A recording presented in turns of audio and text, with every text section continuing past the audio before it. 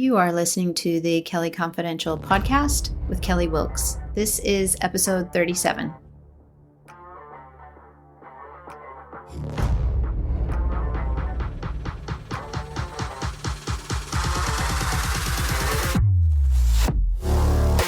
Welcome to the Kelly Confidential Show, where we talk negotiation essentials and those crucial conversations empowering extraordinary women. Real women, real issues. Let's jump in.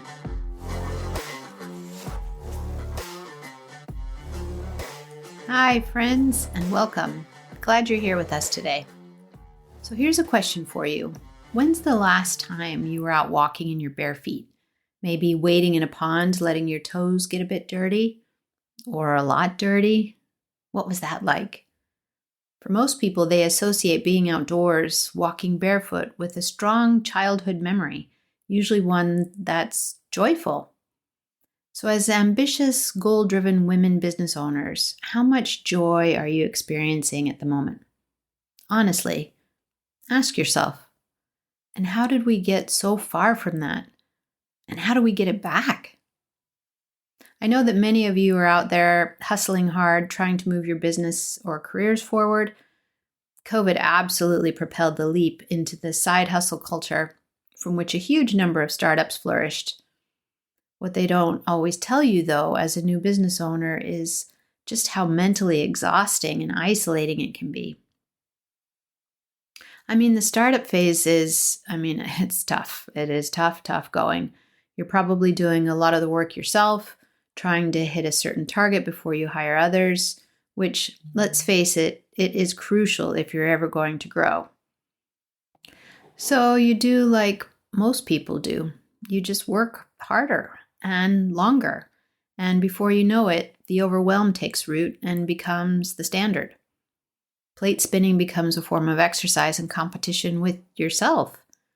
And that's one of the problems, isn't it? Because only you can decide when to set down or drop some of those plates so that you can pause and take a look around you. Because it's impossible to feel inspired and creative if you're chasing one deadline after the next, and each deliverable is only getting a portion of your best efforts, and none of it feels good. Am I right? For most, this is called burnout, and it's become the normal operating standard for so many high-achieving women especially.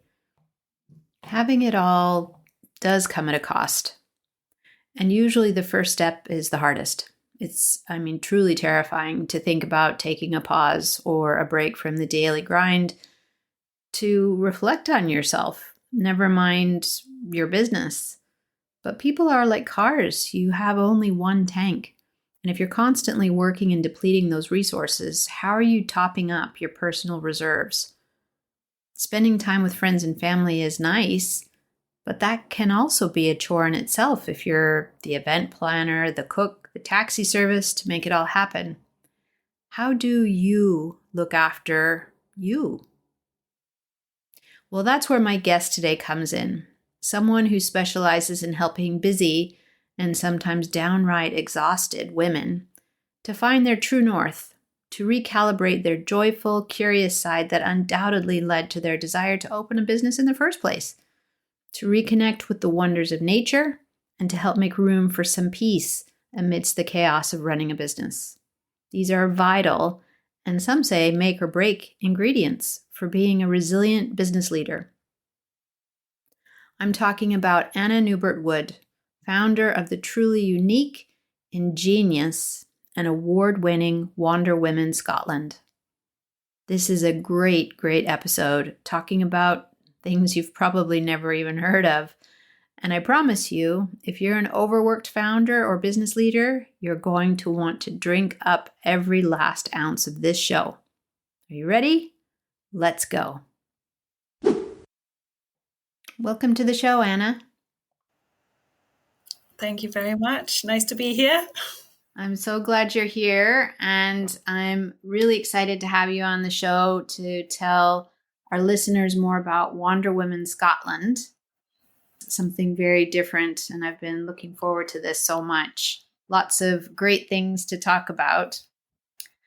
And I wanted to just, before we tuck into WanderWomen, I wanted to share with everybody how we first met. And I'm thinking it's been about 6 years. 6 years ago, I think, if my calculations are correct, when you came down from Scotland and you joined one of my trial negotiation courses. It was one of the one-day courses, and I remember it so vividly because I think I asked for a volunteer right at the beginning of the training that day, and you were one of the people that immediately put your hand up. And that just stayed with me. I remember that really well. Oh, it was a powerful day. It was great. I didn't remember this detail, Aw. but It lovely. was such a good day, and you definitely stood out to me, and I just thought, oh, I like this woman. And we've stayed connected really just casually through LinkedIn, where I've been watching with interest as your business came about. And here we are. Here we are indeed. Thank you so much for having me on your podcast. Well, it's my pleasure, and I'm looking forward to this. And I'm looking forward to hearing more about WanderWomen Scotland. But tell us, firstly, a bit more about you and how it came to be that you are in Scotland, because you're not native to Scotland. Tell us No, a bit more about you and your family. yeah. So I grew up in East Germany, in a place where until I was 9 years old, we didn't really travel. We didn't really go abroad. There was lots in our country to discover, and not traveling doesn't mean that I didn't have a happy childhood, but I did learn a lot about freedom in nature and how societal problems can be counteracted with the help of nature. Anyway, so once I finished school, I think all my peers were keen to travel and go abroad, and I moved to near London, to St. Albans. I was an au pair back then for a year before returning to Germany to study. I studied theatre studies and literature and languages. Finished my degree in London, met my Scottish husband in London, where we worked together. And once it came to a point where we wanted to have family, we decided to move to near a family. Germany wasn't an option for language reasons, so we ended up in Scotland, which is an amazing place. We live in Edinburgh, and it's so close to the most wonderful beaches, to the hills, lovely woodlands, and nature is just so close. It's really helped me a lot through the years, through having my own children, through developing this business idea. It's really just such a lovely place to be. I have such envy of where you live in Scotland. Are you still in Portobello? I am, yes. Yeah. In that area? Yeah, I just love it there. If you're listening and you're anywhere near Scotland, you must get out to this part of Scotland on the seaside, not far from Edinburgh. It's just so charming and friendly and approachable. Um, and so you've settled there and you have a family. I have. I've got two boys. They are now teenagers. One is off hiking on the west coast of Scotland right now. He is 17, just finished school, and the other one is 15, still doing the school thing. And yeah, that's my little family. My husband is also here. He brought me to Scotland. And yeah, here we are. It's a good life. It's a good place to be. Yeah, and when we first met, you were working for an organization called Tribe Porty, which is Portobello, and they were doing a lot of work in supporting women's interests, and um, And that was interesting because there's so much support for women's business in Scotland. I think far more than what we see here in England. That's a whole conversation for another podcast. But so what tell us about your journey and the spark to create WanderWomen, and tell us what it is. I know what it is, but tell us what it is and what sort of ignited the idea for you. And because it's so unusual, but so inviting, you can't help but be captivated by the whole idea of it. Oh, thank you. Yes, I always struggle to tell the story from what point. So yes, I already mentioned the earliest motivation was in childhood, when nature was the happy place, the place of freedom in a suppressed country that we lived in. However, when I worked for Triporti, I was surrounded by lots of young entrepreneurs with their own businesses, and I got really excited and just wanted to try it myself. I was about to turn 40 and I thought, well, if I don't do this now, then when? Mm-hmm. So I did a vision board, and after weeks of looking at this lovely vision board, WanderWomen was born. And I want with the idea of taking women outside into nature, empowering them to own their adventure, when back then, 5 years ago, 5.5 years ago, the adventure world was very male dominated. And I wanted to give power to the women to change their mindset to adventure, to recognize that adventure is a mindset, that adventure starts on your doorstep. You don't have to travel far. There's lots of guys that will on the weekends get into their cars, drive 3 hours north, climb a Munro, come back, and that was their adventure day. However, whether it's women or mothers, women of all sorts of backgrounds and stories, sometimes it can be harder to get away from the home. Mm-hmm. But we also have the opportunity to get out, and we live in such an amazing place here where nature is never far, where adventure is never far away. So yeah, from the moment you step outside, really, your adventure or your mindful journey, whatever you choose to recharge your batteries, starts. Yeah. I think that's such and we'll talk more about it here in a moment, but it's such an interesting and important point that you make, that the adventure doesn't have to be an hour away.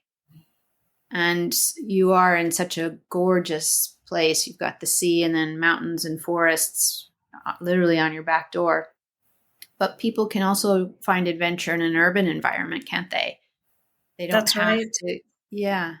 There are green spaces everywhere. You know, we can even bring nature inside into our homes with plants. You know, there have been so many studies that show that if you look at something green, or you have a house plant that you can water and care for, that already is really good for your mental health. But yes, getting out is, you know, there are so many things you can do to recharge your batteries in just a 5-minute walk, and just a moment in the garden where you listen to the birds, or do a breathing exercise, or simply, one of the most favorite things of mine is to just leave my phone behind and just get out without having that itch in my pocket. That ball and chain. Yeah, that's right. And what challenge did you see in the market? What problem were you observing amongst women in particular, working women and stay-at-home moms, and just women in general? What issues were you observing that you thought, I know I can help them with this? I think that's really evolved over the last few years for the business. Initially, it was about getting out and empowering women in nature, in the outdoors, with that adventure sense in mind. However, I think you'll all agree that over the years we've grown even more slaves to our phones. We are busier than ever. We are more burnt out than ever, and we struggle to slow down. I speak to so many women that say, well, to relax, I just scroll on my phone. And yes, it can be relaxing to a point, but it is still input. It's still input that does something with our brain. It still keeps us busy in a way that is unhealthy. Yeah. So the need for slowing down, the need for getting away from the long to-do lists, getting away from screens, whether that is our phone or our computer work. Everything is screen-based these days, sadly. But the need to fully recharge our batteries, the unplugging ourselves from life in order to fill our cup again. Mm-hmm. That's what the real need is, and that's what people come away from WanderWomen experiences saying, wow, I thought this was a treat when actually this was really essential. The recognizing that only when we are come to stillness and notice slowing down so much that we can notice things on the outside, can we only then notice what goes on inside of us. Mm-hmm. That is something we avoid, because being busy is also avoidance. It is avoiding really deep stuff that, gets us out of, gets us out of balance and gets us out of whack with what our real purpose is, what our real needs are. So, my mission is to slow people right down and make them recognize what it is that they really need and want and what drives them in life. And Yeah. And it's so, I've got goosebumps. It's so contrary to the hustle culture right now, isn't it? So we hear, especially on the back of COVID, where everybody was forced to work from home and regroup and figure out what they were going to do. A lot of people lost their jobs or their jobs changed. And it kind of created this hustle culture. I mean, I think it was there in its infancy, and COVID definitely amplified it. And this is so different to that. And yet women get such good results and have such a profound experience from engaging with you. Can you tell us a little bit about tell us maybe about one of your events or a couple of your events? I know you used to do the wild swimming, which I was so captivated. I'd watch your posts and I was like, oh my God, I just want to try that. I mean, it looked bloody cold, but it just looks amazing. That's how it all started. Yes. When the business was started after I'd built up a it's called wild swimming, and some of the older population will shake their head and say, it's just swimming, it's not wild swimming, we label things, it's crazy. It is just swimming, or just floating, or whatever you want to call it, in a body of water, any body of water. But living next to the sea, I had created a wild swimming community, where people came to me and said, how do you do this? Why do you do this? What are the benefits? And there are so many benefits. There are women that have come to me that have, with the regular swimming, are managing their migraines. That there are women that manage their grief. There are people that manage pain and recovery from illnesses. It is such a powerful yet really simple thing to do. It's just something that we've disconnected from in society. It is something that we've learned as children, that nature was something dirty. It was puddles that we weren't meant to jump into because Yeah. that might dirty our dress or whatever. We've built up this resistance as adults of worrying too much, of worrying that the water might be too cold and we will come out and we'll be wet and we'll be cold and we'll catch something and it's not going to be good for us. And imagine all that sand that we'll be having in our socks. And, we build up such a drama in our heads that I love looking to children and just watching their joy and their being mindful in the moment, fully being present, that I love watching the women that I take into the water. What I love watching the little younger versions coming out and being joyful in the water and laughing and being worry free for a moment. It's got all Yeah. these mental health benefits. It's got all these physical benefits. It's got weight loss benefits. So much of it is amazing. So it is, if you think about it, really isn't rocket science. It is something that connects us with our breath. It's something that connects us with our body, that makes us realize how strong our bodies are, how amazingly capable we are of dealing with extreme cold and extreme heat as well. In this modern world, we are never really hungry. We're never really hot. We're never really cold. Yet we have the tendency to always complain. And only when we immerse ourselves in nature, we realize, gosh, life is just amazing. Our bodies are amazing. Yeah. We are so strong. We are so resilient. And so we can get so much energy from just being slow and from just stopping everything else that society tells us to do. However, you asked me about all the other things that I offer. So swimming, it all started with swimming, and I still swim and I still get women into the water. However, in lockdown, there was this, everyone now swims, basically.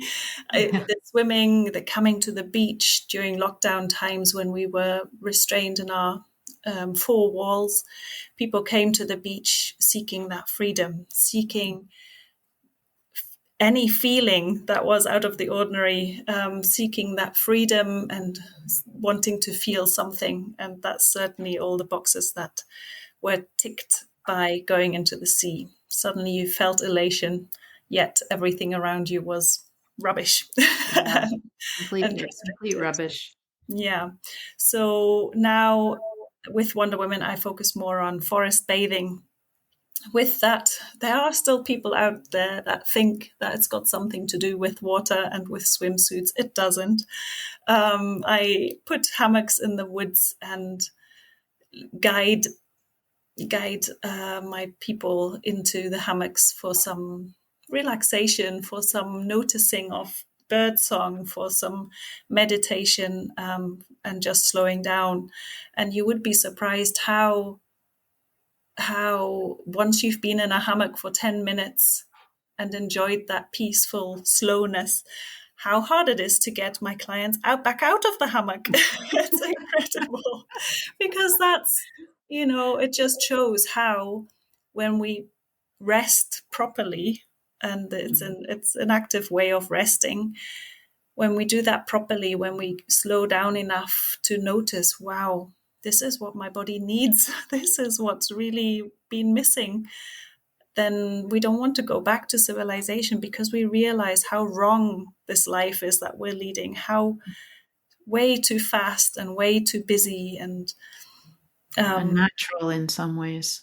that's right. Yeah. Yeah. So it's, I find, if people ask me what my job description is, I sometimes want to say I'm a reminder. It's, I remind people of what it is to be alive.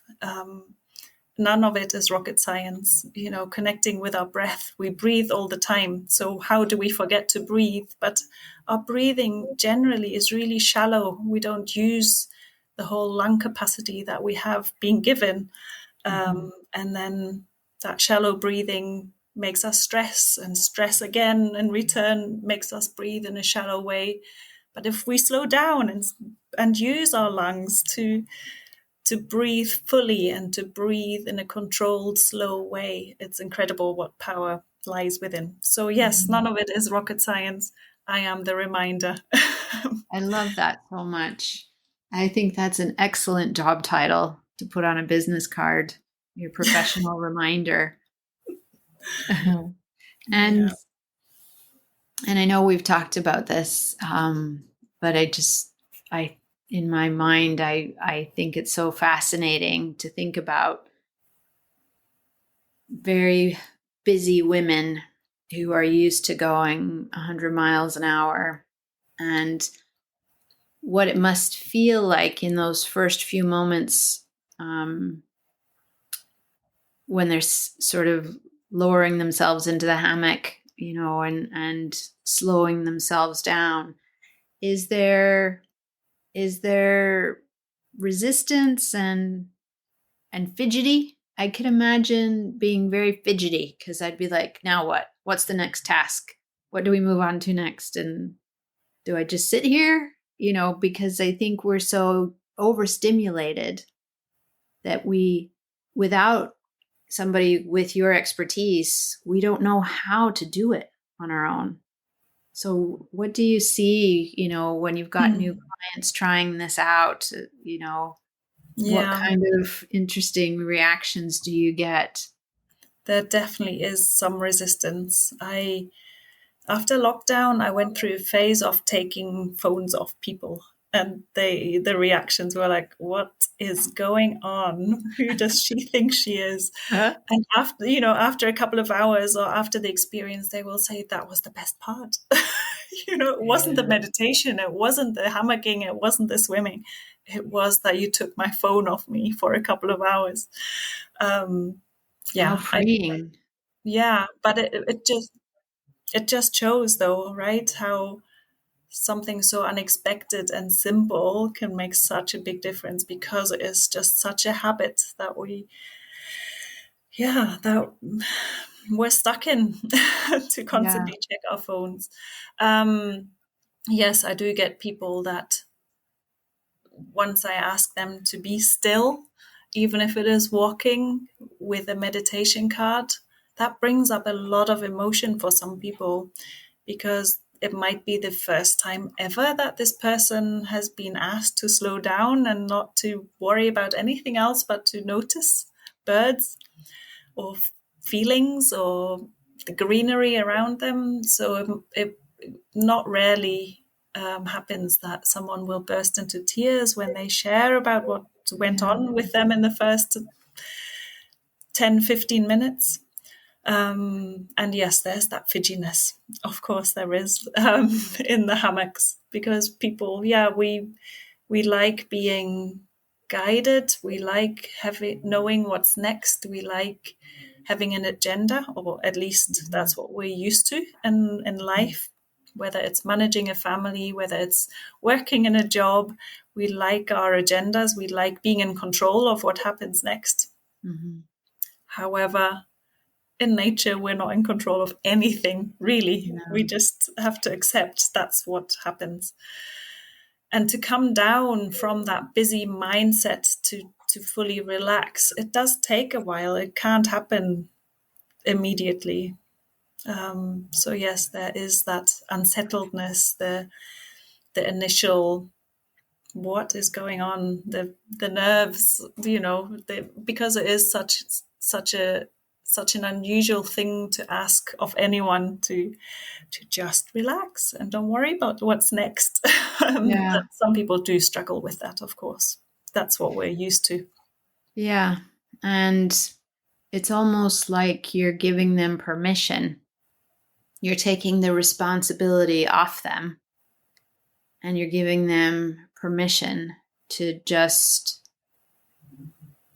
be for a moment. That's right. And yeah, getting out of our minds into the bodies and just accepting that it is just self-care. It is, we're allowed to do this. We're allowed to not chat or share. We're allowed to just let come up what comes up. It is a real precious moment that we don't allow ourselves often enough to just be. Mm. And I want to spend another moment there because you mentioned a moment ago about sometimes it brings up stuff for people and they'll burst into tears as they're on this journey. And you and I had a conversation about this previously because I sometimes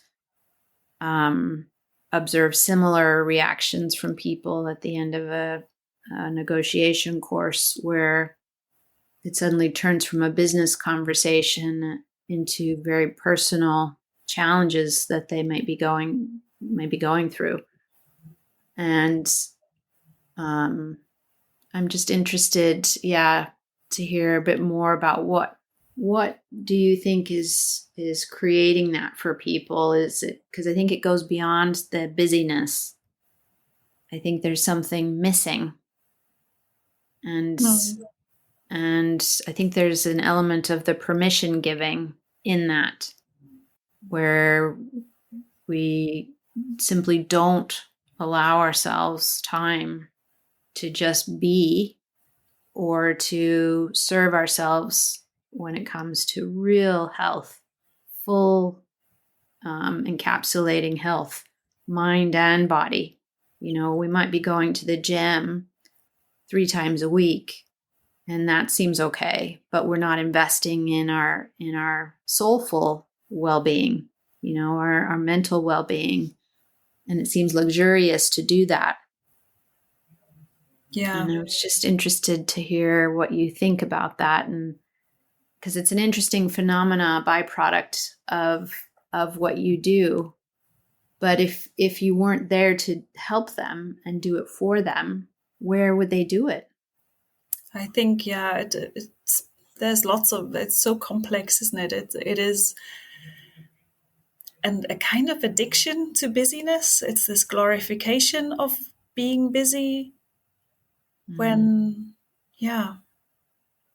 what are we chasing? We are all human beings. We're all going to die one day. We might as well live a good life. So what are we chasing? What is it that we're working ourselves into the ground for? Our body will say stop eventually. If we don't stop, our body will get ill or will have an injury or will show us in a different way that we need to stop. We all know the experience of going on holiday, for example, and suddenly we fall ill, right? Because then we have that time off and we haven't allowed ourselves to rest enough until that point.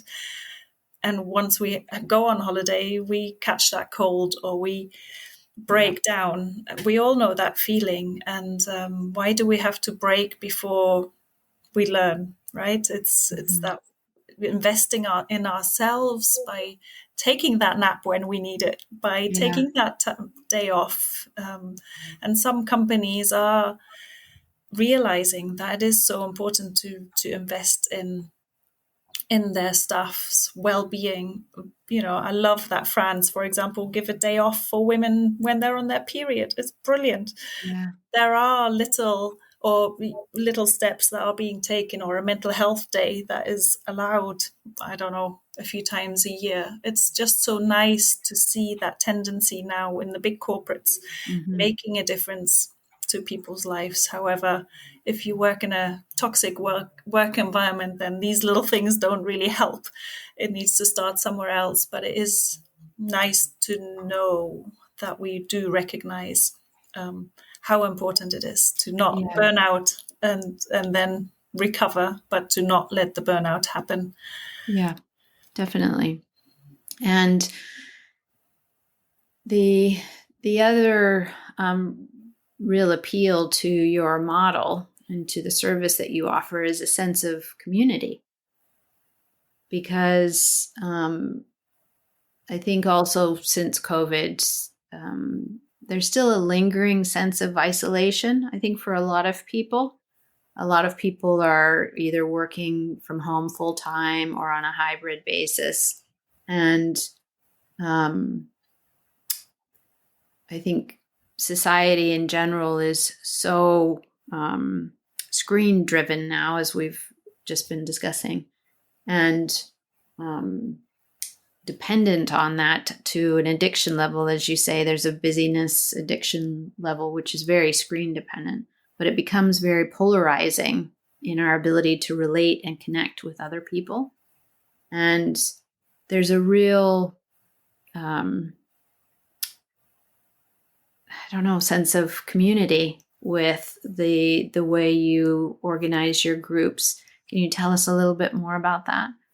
I find that Yeah. so appealing and attractive. And I've read a couple of studies lately that said that people are seeking out communities virtually because they don't know how to find them physically. They've lost some of the interaction, relationship building skills. So they're finding them virtually. But I love the sense of community that comes with your services. Can you tell us a bit more? Yeah. Yeah, it's such a sad state that and world that we're living in, but I do feel that, and I'm going to call it anti-social media because it separates us. It makes us isolated. It makes us think that we're part of something when we're just scrolling.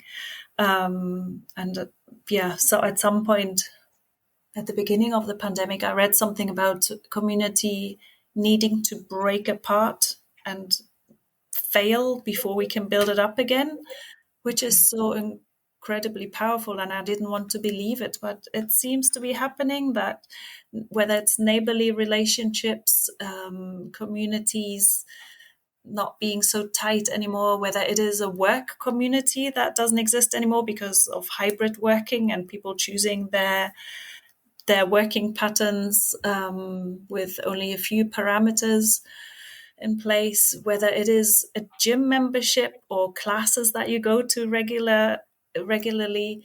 There is it just everyone's so individual and everyone's Yeah. schedules are so individual that yes, we don't make enough space for community, it seems to me.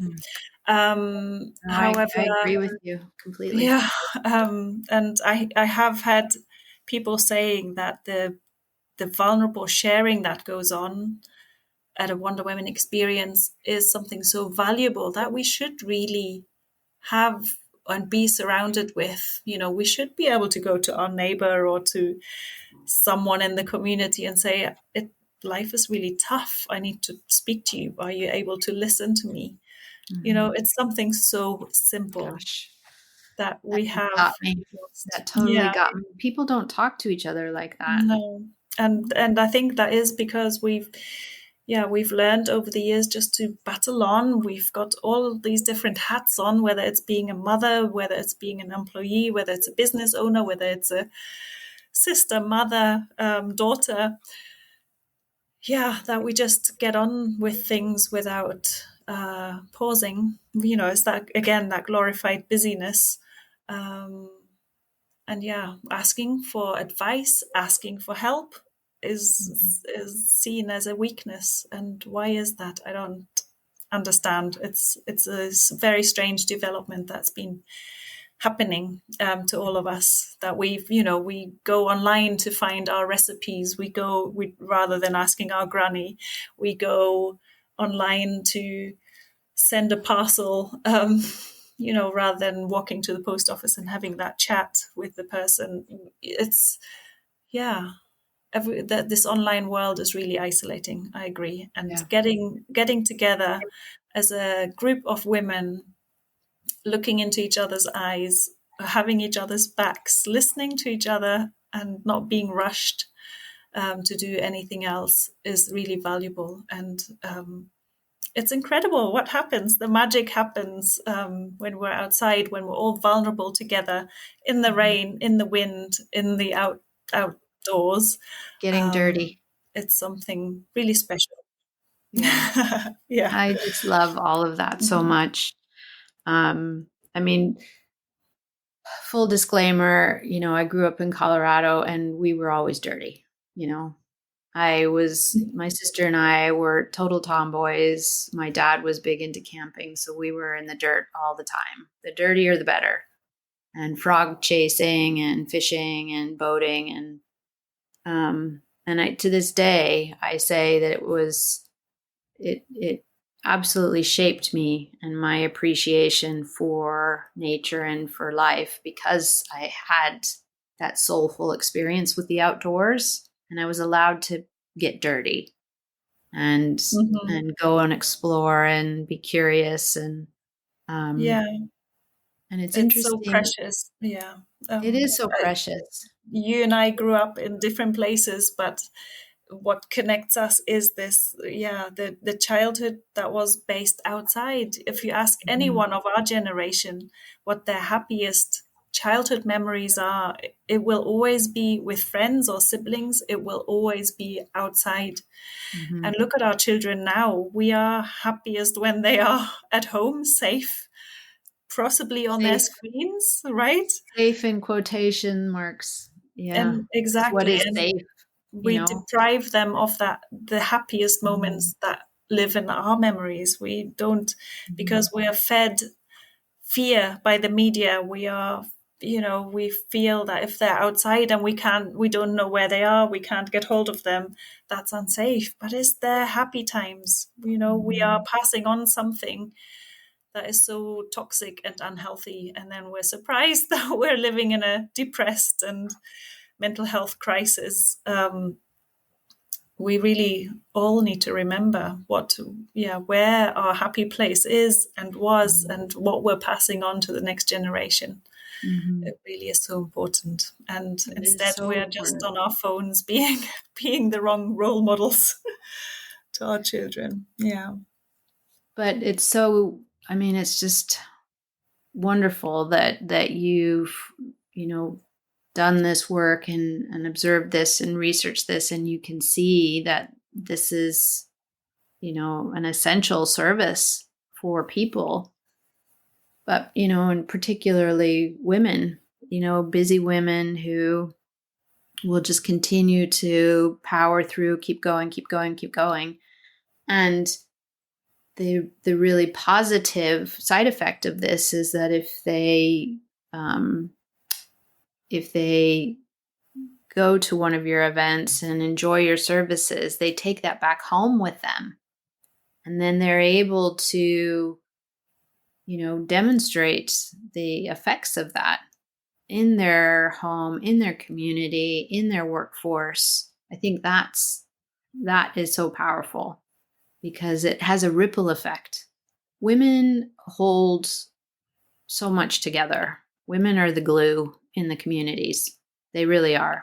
And that glue extends to whole corporate organizations, whether we admit it or not. Even though we're so underrepresented in a lot of these really big organizations, we are still the glue that holds so much together. And I think having these services where you can have that type of profound positive influence, where women can just slow right down, to use your words, and just be in the moment, whether they choose to use it for reflection or to just rest or to just look at the birds and what it might be. I just think that's so important. And obviously people want it because they're buying your services. um, and you do camping too? Is that right? Do you do? That's Tell right. us a little bit about that. I love that. Again, I'm into the whole camping. My sister would be all over that in a heartbeat. Um, so tell Yeah. us a bit about that. I I am just getting ready for a weekend, taking a group of women into some beautiful nature that is not far away from Edinburgh. Yeah, it's 24 hours of camping, of telling stories around the fire, of going on a hike, going swimming, doing all the slow things, and properly connecting with each other. That sounds That's what I'm. amazing. Yeah, And these are women that, for the most part, will meet for the first time at these events. Is that right? Or is it correct. a mixture of women that may work together or? Sometimes I've got a pair of sisters coming along, or friends who don't want to do this on their own, but I've also got lots of women who come away saying this wouldn't have been as special with a friend or with a sister, because they really needed to recharge their own battery and didn't also want to nurture a relationship at the same time, maybe make new contacts. So yes, it feels like a big step to strangers coming together, but it is something so valuable and so, yeah, nourishing Yeah. for the participants. Yeah. And what is your target customer? Are these Is it any woman that wants to join, or are you targeting also businesses, executive women? Um, How do you meet your customers? yeah. I've got all sorts of women come to me. I was very excited a couple of years ago to have a 78-year-old come to me who wanted to try wild swimming Wow. in the sea, because she had read about, and she was worried for being, going into dementia, and she'd Yeah. heard that cold water therapy helps with that. So she wanted at that age to explore the benefits, which I just love. Other women that come to me might be stay-at-home mums that need a break from home, Mm-hmm. and it might be executive women, yes, that Mm-hmm. are close to burnout, that manage teams, big teams Yeah. of people, big budgets, Yeah. and a lot of responsibility, that just want that time out. It might be young students who come to Edinburgh for first, to study, and they want just to meet like-minded people. It really varies. But yeah, I think the work that I do shows how we're all the same. Whatever the story, Yeah. whatever the background, whatever the baggage that we carry, we all have our problems, we all have our stories. But nature is just such a nice equalizer. Yeah. So yeah, I just find it so inspiring to working with all sorts of ages, Yeah. sizes, and backgrounds. Excellent. Yeah. People can't see, but I'm just sitting here smiling ear to ear because I just think I want to do that. I want to go on one of these events. Well, we Um, are going to do it together, aren't we? yes, well, that's a good segue because I wanted to share with the listeners that Anna and I are collaborating on ideas for an immersive 4-day retreat, executive retreat in Scotland somewhere. We're in early stages, we're researching this. Perhaps later this year, if we can make it work, or definitely next year. And if that sounds interesting to anybody listening, please be sure to drop me a comment or write to either of us if that's interesting to you, because we want to hear from you. And in the meantime, what's the best way for people to work with you, Anna? I'm going to include all of your contact details, of course, in the show notes. What's the best way for them to get in touch with you if they wanted to work with you? Is it email, LinkedIn? What would you prefer? I'm going to All of include all of this in the show the notes. above, yes. You can find me on LinkedIn. You can email me. There's a website. There is social media. I'm not going to spell it out right now. You're going to find it Yeah. in the show Yes. notes. In There the is show notes. slight misunderstanding sometimes with the spelling of Yes, Wonder I'm Women. guilty. Guilty of it twice, not once, but twice. And that's okay. But yes, reach out, come have a chat. We can get you outside in beautiful nature. Whether it's with your team of workmates, whether it's for a special occasion, there's more and more hen do's that like the extraordinary experience Yeah, rather than the it's a great spa idea. experience. Yeah, bring your people. Sounds And great. Yeah. mhm. And you've got a wonderful website. I love your website. It's very well, it is itself immersive. You can almost feel a breeze on your face. It's so green and lush, and you've got your event details and stuff on there, which I love. I really, really like your website. Thank you. So yeah, I will definitely include all of that. And I just wanted to say thank you so much for being on our show today.